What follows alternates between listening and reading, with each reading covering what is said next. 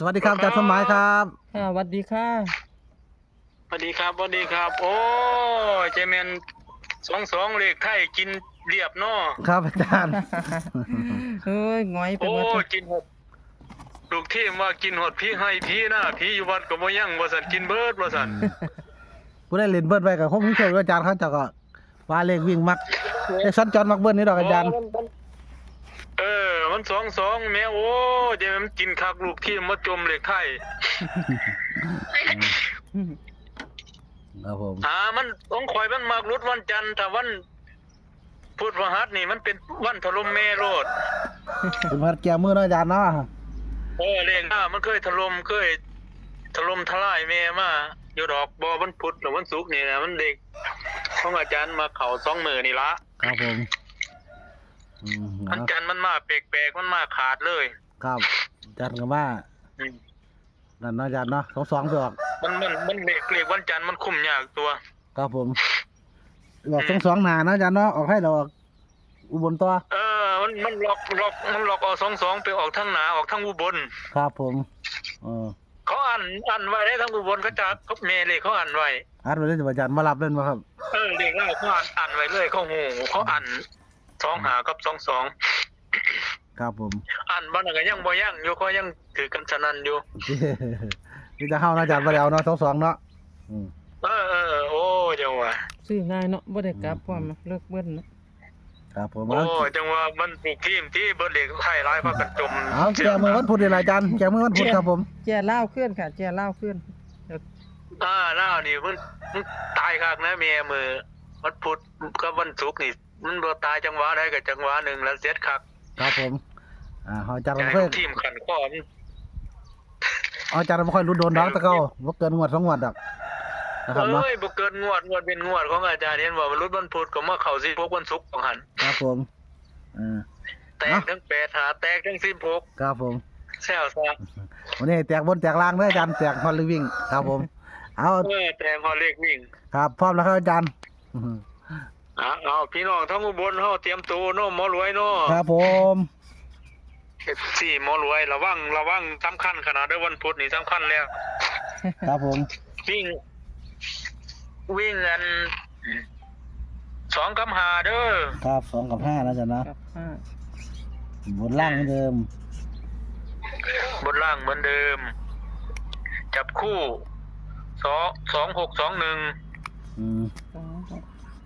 26 21 2551โอ้อัน5251 5251นะอาจารย์นะแม่น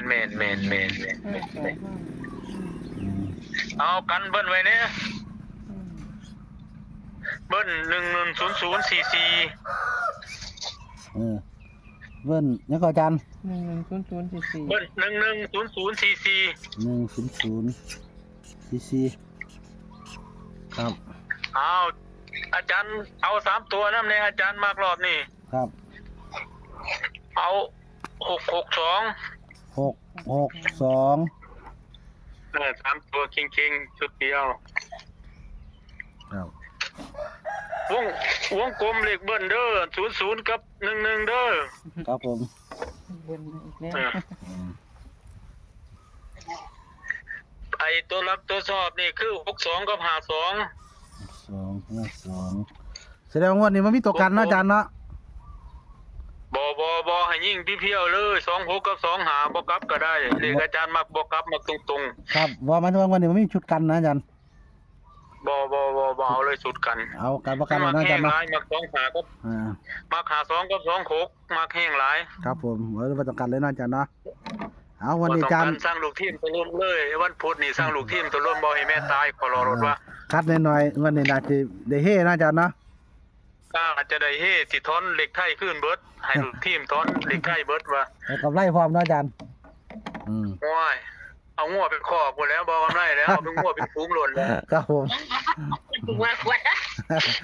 เอามันตะลมตะล่ายโลด ครับ มันมักเหล็ก2หมอรวย ครับผม เดี๋ยวให้แม่ตุ้ย FC เสียงหวานเฮาเป็นผู้ทวนเด้ออาจารย์ ครับผม แม่ตุ้ยทวนเลยครับผมแม่ตุ้ยครับ ต้อง3ต้อง2 วิ่งสองกับหาบนล่าง จับปูสอง ครับ ห ผ ก ม 2152511100 ซีซี 44เลข3ตัวชุดหนึ่ง662ค่ะ ถูกต้องไหมครับอาจารย์ ถูกต้อง นี่มัน ถูกต้องครับถูกต้อง ดำกับปิดบ่เป็น นะครับกับประมาณนี้เด้ออาจารย์เนาะชัดเจนนะครับ ถูกต้องครับ นะครับวิ่งสอง ครับ วิ่ง2กับ5นะครับบนล่าง26215251นะครับ3ตัว662เลขเบิ้ลนะครับกันเบิ้ลคือ1100 cc อาจารย์ให้วงคือ11กับ00ส่วนเลขจับคู่เพิ่นให้วง2652เด้อครับสำหรับอาจารย์สมหมายในวันนี้ครับ ถูกต้องนะอาจารย์เนาะ รวยเนาะ ครับถูกต้องว่าอาจารย์ ถูกต้องครับผม ครับขอบคุณอาจารย์หลายที่แบ่งปันแนวทางให้ในวันนี้เด้อนะครับกับ FC ทางช่องโชว์มานำอาจารย์เด้อนะครับสำหรับแนวทางของเพิ่นนะครับอาจารย์ครับขอบคุณหลายๆครับผมสวัสดีครับ อีกแค่ ก็จบไปแล้วเนาะแม่ตุ้ยเนาะ ค่ะ สำหรับอาจารย์สมัยนะครับเลขเพิ่น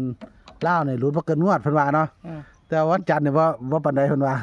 วันจันทร์เนี่ยกินยาอยู่ไหมจับบ่ค่อยอยู่ว่าซั่น ค่ะ เอาเพิ่นว่าวันพุธเอาคักกับวันศุกร์นะครับ เอาให้แม่เจะมือล้มหล่นว่านะ ค่ะ วันนี้เพิ่นก็ให้มาแล้วนะครับ NFC หลายท่านหลายคนก็ชอบเรื่อยสำหรับอาจารย์สมัยคือเพิ่นแม่นอีหลีเนาะ ค่ะเพิ่นแม่นเนาะ แม่นนะครับ ค่ะ รุดอันเข้ามันเป็นเรื่องธรรมดานะครับ แต่ว่ามันก็เข้าหลายก็รุดอะนะความหมายมันเป็นจังซั่น สรุปงวดเดียวเพิ่นว่าเนาะ งดรวดเดียวรุดงวดหนึงก็เข้า2เสียนะเพิ่นว่า ค่ะ ส่วนใหญ่สิเข้าดีแม่นวันพุธกับวันศุกร์เนาะ ค่ะ วันจันทร์นี่เพิ่นว่าคุ้มยากจักหน่อยว่าซั่นเด็กกระจายเพิ่นว่า ค่ะ เอาวันนี้ก็แก้มือกันใหม่เด้อนะครับสำหรับในทางของอาจารย์สมหมายนะครับ ค่ะ เพิ่นอยู่ทางเมืองอุบลเด้อนะครับ เป็นครูบาอาจารย์เนาะผู้ที่มีขนาดคือตาของลูกศิษย์ลูกหาเนาะคือโชคมาเพิ่นเรื่อย ค่ะ เพิ่นเป็นโยมเด้อครับบ่แม่นพระเด้ออาจารย์สมหมายเนี่ย เพิ่นเป็น เป็นโยมนะครับ เป็นอันครูบาอาจารย์เป็นผู้ที่นาคือตาของไทบ้านไทเมืองเพิ่นล่ะนะครับ เอานะครับเพิ่นก็ให้มาแล้วนะครับเอาโชว์ชิ้นหนึงเป็นตัวเฮานะครับแม่ตุ้ยผู้เว้าครับบัดน่ะ ค่ะ สรุปเป็นตุ้ย สรุปเพิ่นให้วิ่ง2กับ5บนล่าง จับปู26515251เลขเบิ้ล110044 3ตัวมีชุด1662ค่ะ ครับก็ตามนี้เนาะแม่ตุ้ยเนาะ ค่ะ แคปหน้าจอไว้ครับนะครับฝากกดไลค์กดแชร์นะครับคอมเมนต์มาพร้อมกับยินดีเด้อนะครับจะได้เห็นใช่ง่ายเอฟซีหลายคนยังบอกว่าบ่ค่อยเห็นช่องมารวยไม่ตุ้ยเด้อนะครับก็พยายาม ก็จะ คอมเมนต์เนาะบางคนเพิ่น เว้น เพิ่นเบิ่งซื่อๆเพิ่นบ่ได้คอมเมนต์เขาบ่รู้ว่าเฮามักนะ ค่ะ YouTube เนี่ยเขาสิสังเกตได้ว่าเฮาคอมเมนต์ผู้ใด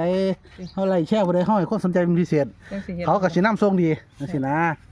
ส่วนใหญ่เป็นสั่นนะไม่ตุ้ยเฮาก็พยายามคอมเมนต์แน่พยายามกดไลค์กดแชร์แน่มันจะได้เห็นง่ายๆนะทั้งสองช่องเฮาเนาะ ค่ะ